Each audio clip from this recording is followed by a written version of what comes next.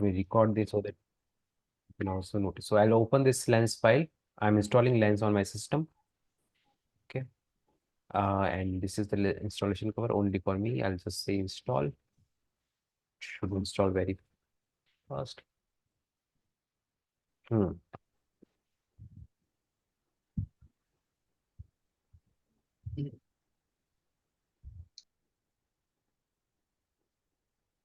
Okay, no, by the time it is installing, any other questions?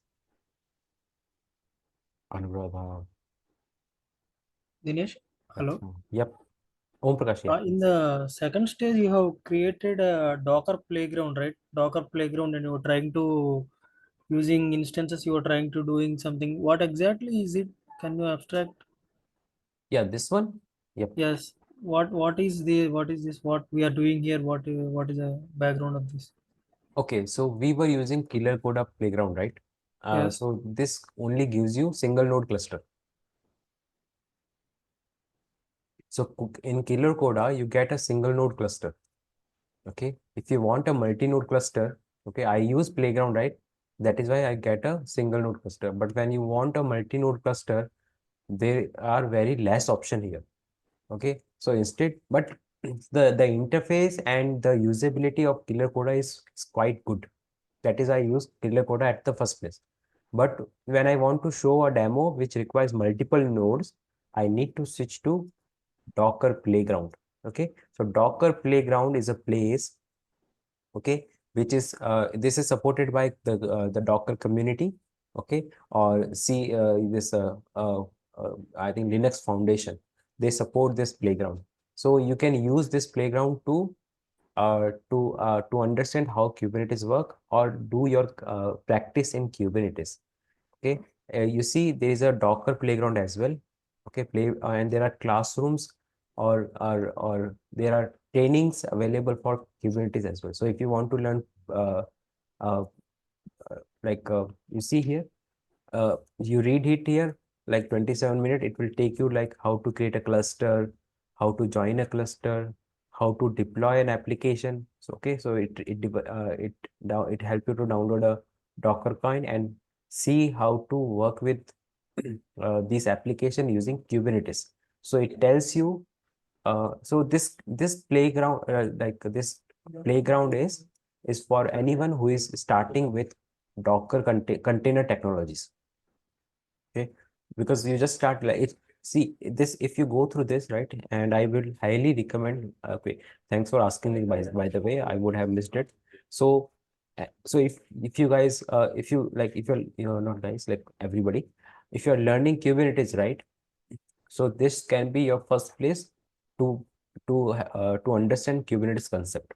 It tells you what is a API server, what is etc, what is a pod, what are the architecture, what are the different kind of resources you can create, nodes, pods, services, namespace, secrets, declarative versus imperative, right? We talked an example, right? Cup of tea, right? How do I want a cup of tea? And imperative is like boil water, pour tea, add tea, all this thing. And then you have many things here. Okay, so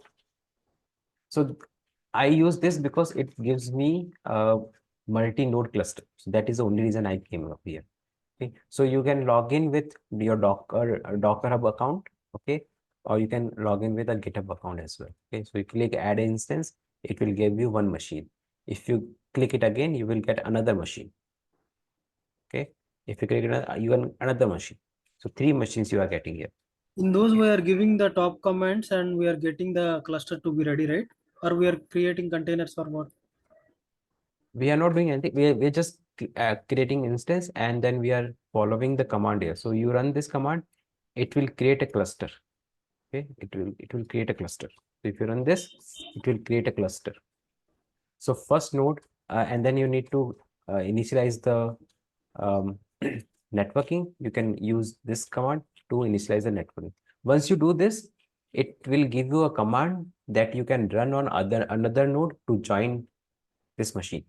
Okay, so you wherever you run this first command, it will initialize that machine as control plane. Okay, Yes, okay. and you can use this command to initialize the networking. Okay. So once you run the first command, right, and it successfully complete, it will show you one command that you can run to. Okay, so fail to pull image, no space left on device. Okay, so then see, no space left on device because this machine is supported by community, and maybe this is running in a machine which is out of space. Okay, so this is like, again, there's some infrastructure supported by this, right? Okay, so that is why it is.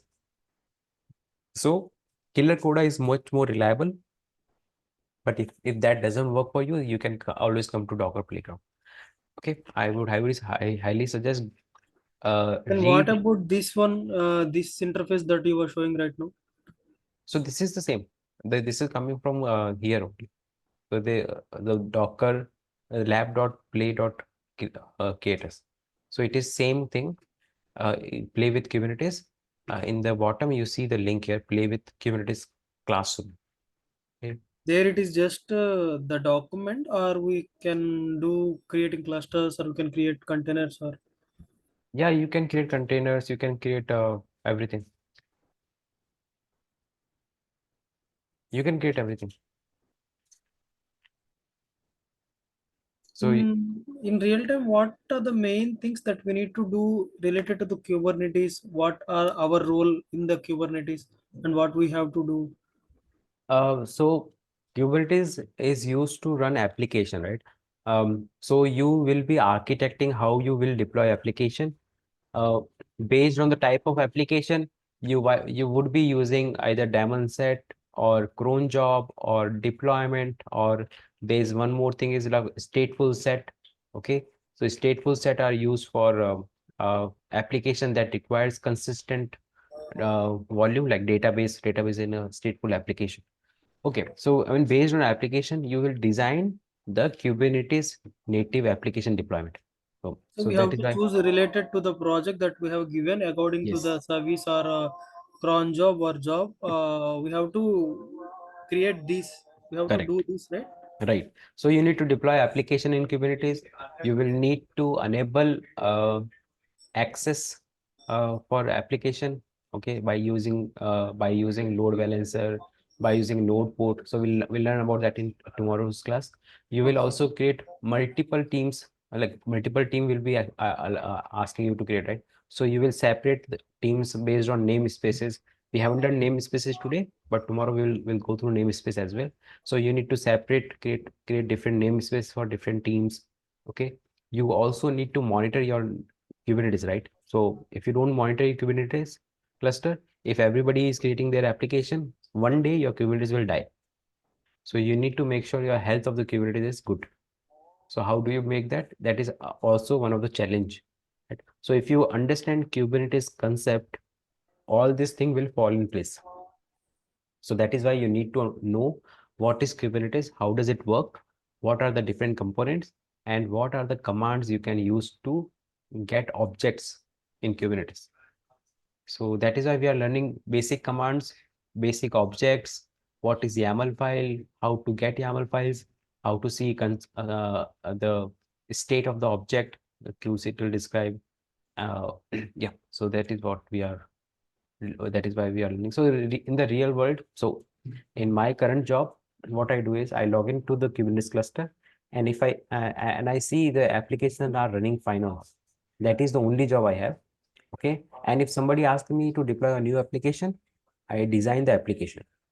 Okay, so I design the architecture of the application, and I discuss with the team, and if they agree, I deploy it into Kubernetes. One more thing I do is I automate the process. Okay, there are tools that will automate the kubectl apply thing, right? We applied YAML files. So there is a tool called Argo CD. So Argo CD will automatically deploy your YAML file if you change it in the GitHub. So I keep exploring. Keep exploring those tools. Okay, and just to like, because I need to interact with Kubernetes every day, I'm just learning new things with Kubernetes. So it's a never-ending learning. Kubernetes, you will always keep on learning because it is changing a lot day by day. So basics, if you have strong basics, rest of the thing is just learning it again, like just brushing up your concept. This is, so we're learning basics, and then you can brush up your concept whenever you need it. Okay, okay, okay. And a small question. Hmm. Uh, if anybody asks us to develop an application, we are going to write an YAML file and we are going to proceed with that. Like, which environment we are going to work on this? Like, we need to do in which environments? Environment in the sense, AWS, EKS, like Azure, or like that. Yes, no, no. Like production environment or development environment or staging environment. What environment will we working on? We will be working on all the environments, or we have to only work on stage environment, or what? In my case, I have two environments. One is QA environment, or also called dev environment, and there's a production environment. And in both environment, I have Kubernetes. And Everybody works on those two environments only. the development team, right? Development and QA team are working on development environment. The customer application, customer products are deployed in production Kubernetes cluster. So the production Kubernetes cluster contains 1,000 nodes, and the Okay. dev environment contains only 8 nodes. Okay, so we have a huge customer base, and all their application are separated in a different different area in the Kubernetes. So we have different namespace for one namespace for each customer. So if it is a Barclays, so we have a Barclays namespace in Kubernetes cluster, and their application only go in that namespace. We'll talk about the concept of namespace tomorrow.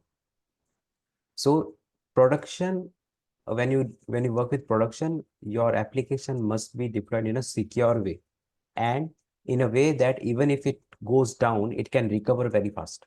Okay, so that your customer are always happy. They don't feel any downtime.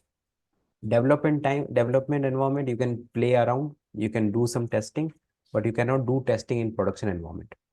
So this is the big difference. So when you create any new application, you always deploy in dev first, and then you make sure that it will really work in dev. It will always work in production. So our role is to work in the production environment, and the developers will do the development part in the development environment, right? Yes, but both the environment you only will manage.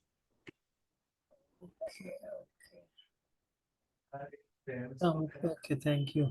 That's it.